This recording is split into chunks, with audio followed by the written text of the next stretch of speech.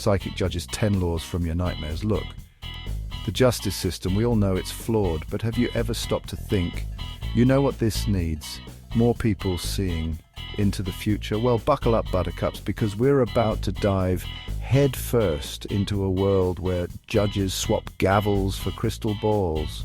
We're talking about a reality where the scales of justice are balanced on a stack of tarot cards and a well-placed "I sense you're guilty" vibe.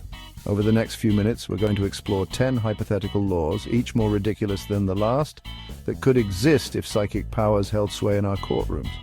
From pre-crime arrests to psychic jury selection, this is the legal system dystopia you never knew you needed to be terrified of. So grab your tiniest violin for logic and reason, because things are about to get weird.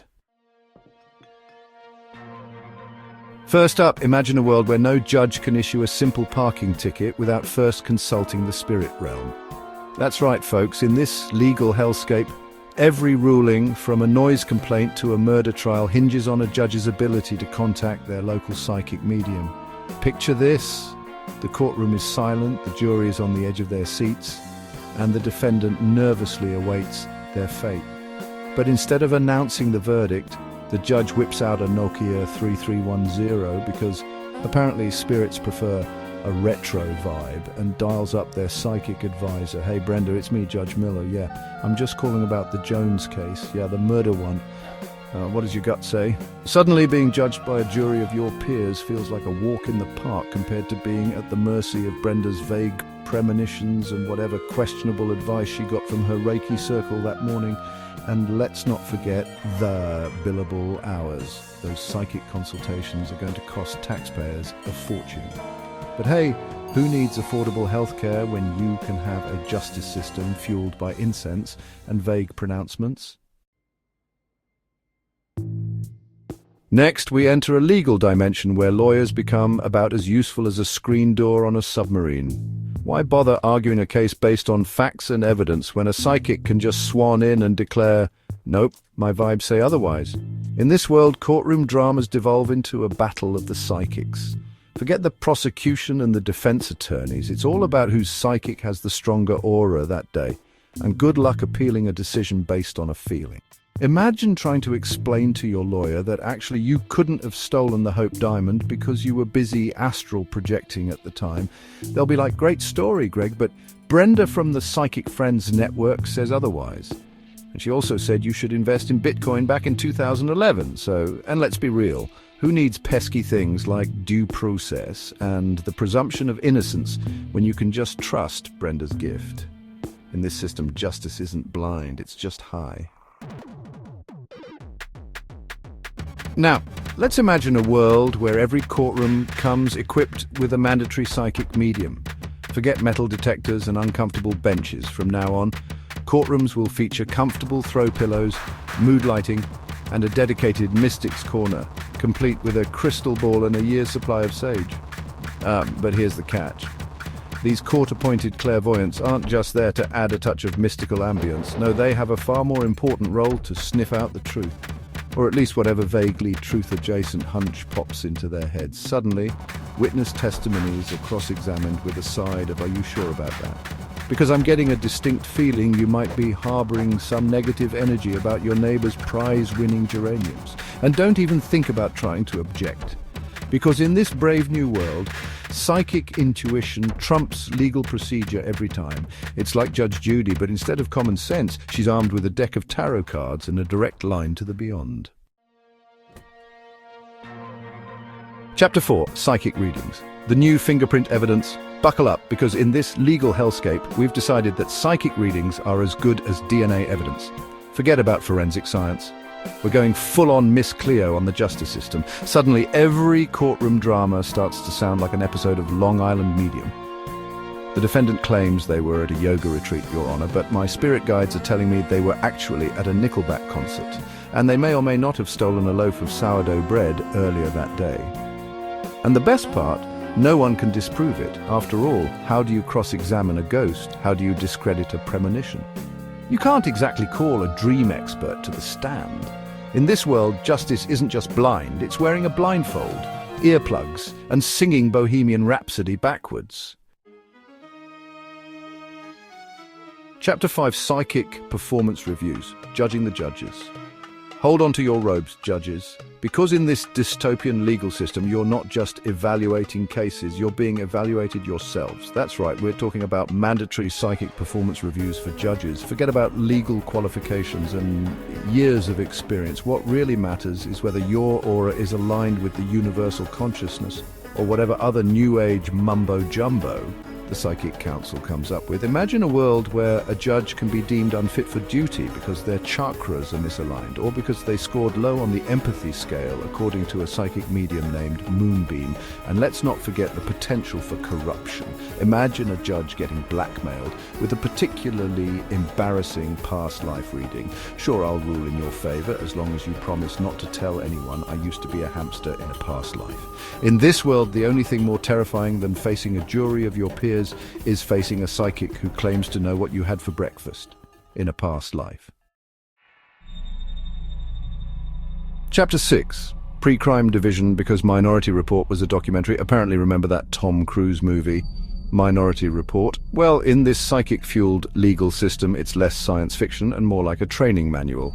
Welcome to a world where psychics can issue arrest warrants based on nothing more than a hunch and a bad dream. Forget about probable cause, forget about warrants. All it takes is a psychic saying, "Ooh, I'm getting a bad feeling about that guy with the handlebar moustache," and boom, you're off to psychic jail. And what do you get charged with? Pre-crime, obviously, that's right. In this world, you can be arrested for a crime you haven't even committed yet, just because a psychic thinks you might maybe possibly think about doing it someday. It's basically like giving your weird uncle who claims to predict the lottery every year the power to arrest people. And spoiler alert, he's not very good at predicting the lottery. Chapter 7, Psychic Sentencing, because who needs time served when you can have karma? So, you've been arrested based on a psychic's gut feeling, denied bail because your aura is looking a little shady, and now it's time for sentencing. But don't worry, in this world the punishment isn't decided by a judge or jury. It's determined by the all-knowing whims of a psychic. Forgot about time served or community service. In this world, your sentence is based on your past lives, your karmic debt, and whether or not Mercury is in retrograde.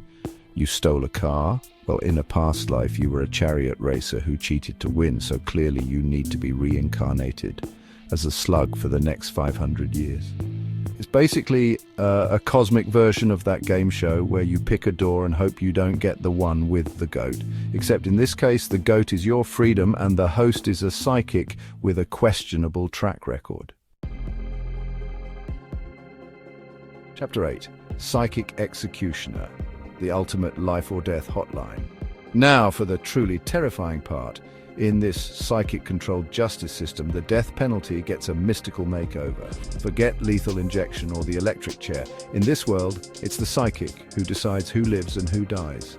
Imagine a world where the fate of a human being rests on whether or not a psychic thinks they have good vibes. It's basically like playing Russian roulette with a Ouija board. And don't even get me started on the potential for bias. What if the psychic is having a bad day? What if they don't like your shoes? Suddenly, life and death decisions are being made based on the whims of someone who claims to talk to the dead. It's a terrifying thought, isn't it? It's like giving a magic 8-ball the power to decide whether you live or die, and we all know how reliable those things are. Chapter 9, Psychic Jury Duty, because who needs impartiality? Okay, so you've managed to avoid being arrested pre-crime, you've somehow navigated the psychic sentencing guidelines, and now you've ended up in the one place where you'd think logic and reason might still have a fighting chance, the jury box. But think again, friend, because in this world even jury selection is subject to the whims of the psychic world. Forget about legal expertise or impartiality. All that matters is whether or not your aura meshes well with the defendants. Imagine a courtroom where potential jurors are being asked, "What's your spirit animal? And can you tell me what the defendant is thinking right now?" It's like a bizarre mix of jury duty and a very awkward first date where the stakes are your freedom and the matchmaker is a psychic with a questionable sense of humor. Chapter 10, Psychic Supreme Court, because who needs checks and balances anyway? And finally, we reach the pinnacle of this psychic-powered legal system, a world where psychics can overrule the government itself. That's right, folks, forget about checks and balances, forget about separation of powers. In this world, the buck stops with whoever has the shiniest crystal ball. Imagine a world where a group of psychics can just decide they don't like a particular law and veto it just because they had a vision that it would disrupt the cosmic balance or something. Suddenly, the entire legal system is built on a foundation of intuition and vibes, which is about as stable as a house of cards in a hurricane.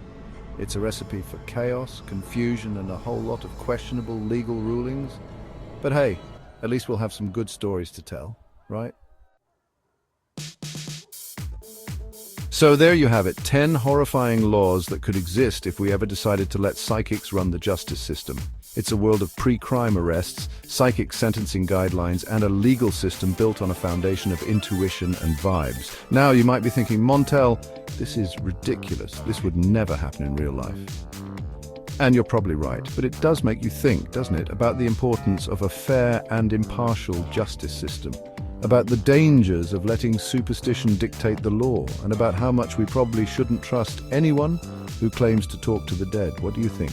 Could you imagine a world ruled by psychic judges? Let me know in the comments below, and for the love of all that is holy, please don't try any of this at home. These laws might sound far-fetched, but they highlight the potential chaos of mixing psychic powers with the judicial system. What do you think? Let us know in the comments below.